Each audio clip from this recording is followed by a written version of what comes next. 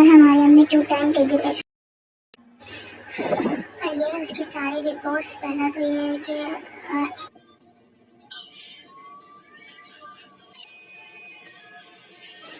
ये जख्म जो उसको गया ना, वो तालू पे जो प्रोडक्ट दिख रही है और कैंसर का नाम सुन कर ही पूरी फैमिली।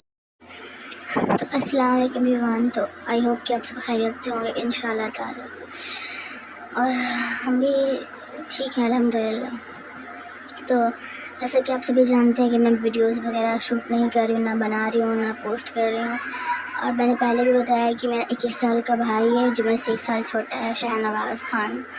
उसको ब्लड कैंसर AML है और तालू पर बहुत ही बड़ा इन्फेक्शन है, जो ज़ख़म जो उसमें छेद हो गई है और वो छेद नाक तक चली गई है। 6 mm की होल हो गई है उसके ज़ख़म में। बहुत सीवियर इन्फेक्शन है जिसकी सर्जरी भी नहीं हो पा रहा है और जिसकी वजह से कैंसर का ट्रीटमेंट भी रुक गया है। तो डॉक्टर ने जो है वो डिस्चार्ज कर दिया है, उसको घर भेज दिया है। तो जो हमारी जो है वो फाइनेंशियली कंडीशन बहुत ज़्यादा वीक है, जिसकी वजह से हम उसका ट्रीटमेंट नहीं करा पा रहे गवर्नमेंट हॉस्पिटल में भी। उम्मीद है कि आप सब, इस वीडियो बनाने का मकसद है कि आप सब हमारी हेल्प कर सकें या शेयर कर सकें, हमारी आवाज़ को पहुंचा सकें। तो माशाल्लाह से 1 महीने पहले, 1.5 महीने पहले मेरा भाई ऐसा दिखता था, वो अच्छा खासा हेल्दी बॉडी वगैरह था। तो माशाल्लाह से पता नहीं क्या हो गया, 1 महीने के अंदर वो ऐसा कमज़ोर हो गया बहुत, और वैसा हो गया बस।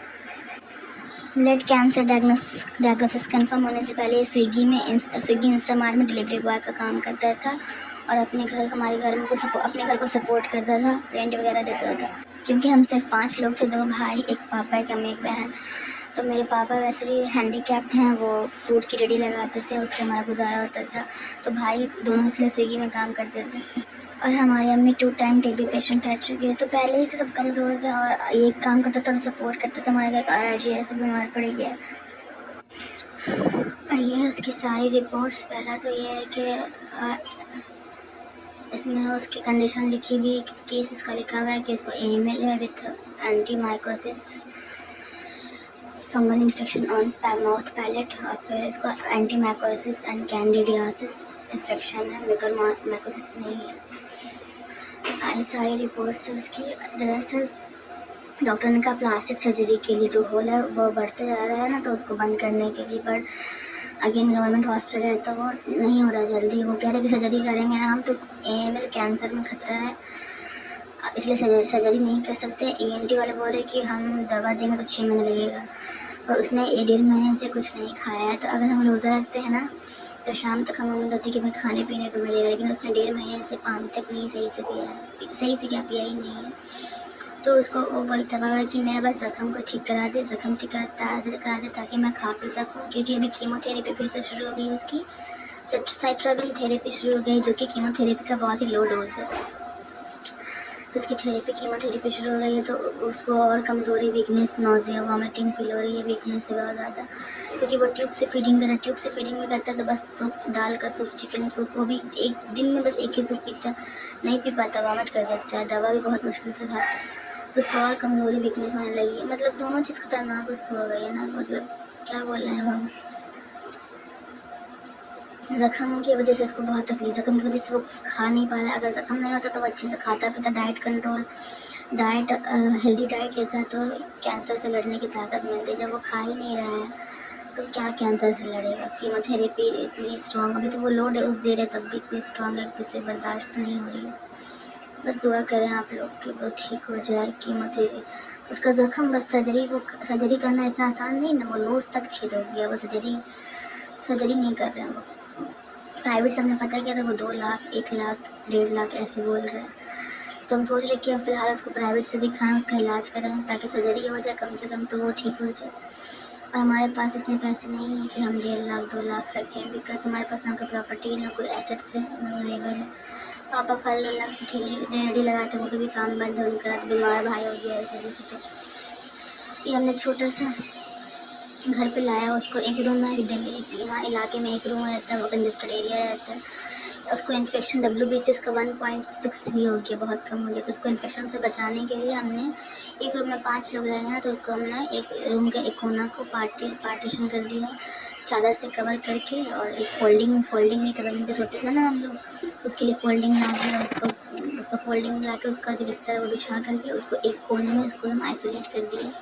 पर फिर भी नहीं हो पाता है, एक रूम में तो उसमें क्या ही होगा। लेकिन हमने कोशिश की कि उसको हम आइसोलेट कर दें ताकि इन्फेक्शन के खतरे से वो बच जाए।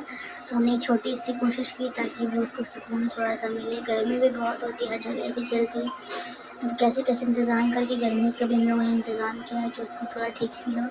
बस कैंसर की दवा है ना, देखिए वो कितना पतला हो गया। वो फ़ोटो में 1.5 महीने पहले इसकी जो वेट थी वो 67 kg थी, और अब इसकी वेट 50 kg हो गई। 17 किलो वज़न घट गया इसका एकदम अचानक से। कैसा हो गया बच्चा? क्या अल्लाह करे वो ठीक हो जाए।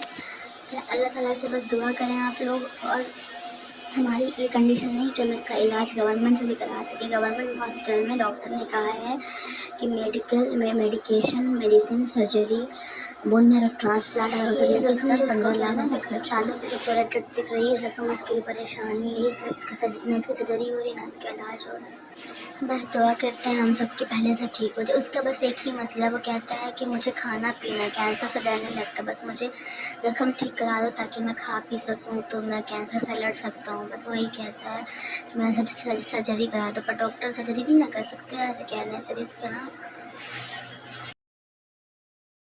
और कैंसर का नाम सुनकर ही पूरी फैमिली काम जाती है, और जिसके पास इलाज के पैसा ना हो तो उस पर तो क्या गुजरती है। और उस लड़के को पता भी है कि मैं काम करता था तो मेरे फैमिली को सपोर्ट होता था, और हमारे पास पैसे नहीं है 1 रुपया भी एक्स्ट्रा जो हम खर्च कर दे सके इलाज पर। 15 लाख तो बहुत दूर की बात है। बोन मैरो ट्रांसप्लांट अगर हुआ उसका तो अभी सर्जरी के लिए पैसे नहीं, 2 लाख रुपये हमारे पास। तो बस अगर आप लोग हमारी इस लड़ाई में मदद करना चाहते हैं, क्योंकि हम लोग खुद कैंसर से वो नहीं लड़ रहा, वो हम लोग भी मेंटली तौर पर लड़ रहे हैं, तो प्लीज़ मदद करें हमारी। नहीं कर सकते तो प्लीज़ शेयर करें ताकि ज़्यादा से ज़्यादा लोगों तक पहुँचे, वो हमारी मदद कर सके। जो इस काबिल हैं, जिनके पास जो कर सकते हैं हमारी मदद, उनके लिए कुछ नहीं है ये। प्लीज़ करें, आपकी एक डोनेशन करने से एक इंसान की ज़िंदगी बच सकती है, प्लीज़ करें।